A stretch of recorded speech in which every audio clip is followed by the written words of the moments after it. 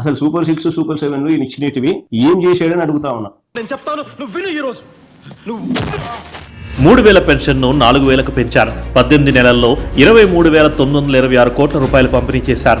205 అన్నా క్యాంటీన్ల ద్వారా 7 కోట్ల మందికి పైగా 5 రూపాయలకే నాణ్యమైన భోజనం పెట్టారు. స్త్రీ శక్తి ద్వారా 400 కోట్ల రూపాయల వ్యయంతో 25 కోట్లకు పైగా ఉచిత ప్రయాణాలు కల్పించారు.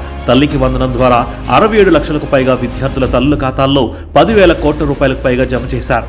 దీపం 2 ద్వారా దాదాపు 3 కోట్ల ఉచిత ఎల్పీజీ సిలిండర్లు అందించారు. దీనికోసం 2,000 కోట్ల రూపాయలకు పైగా వెచ్చించారు. పేదల సేవలో కార్యక్రమం ద్వారా 50,000 కోట్ల రూపాయలు పేదల సంక్షేమానికి అందించారు. స్వయం సహాయక సంఘాలకు చెందిన 3.5 లక్షల మంది మహిళలకు 304 కోట్ల రూపాయల రుణాలు ఇచ్చారు. అన్నదాత సుఖీభావ్ ద్వారా రైతన్నలకు ఏటా 20,000 అందిస్తున్నారు. 46 లక్షలకు పైగా రైతుల ఖాతాల్లో ఇప్పటి వరకు 4,635 కోట్ల రూపాయలు జమ చేశారు.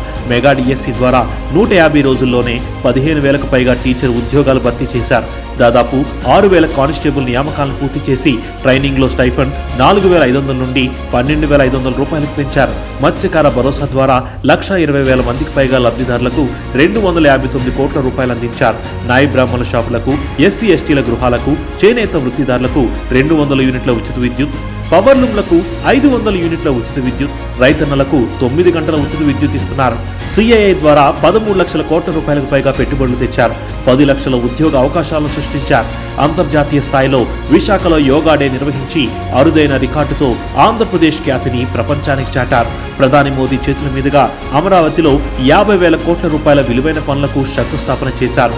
AI city, drone city, space city, MSME పార్కుల అభివృద్ధికి అడుగులు వేస్తున్నారు.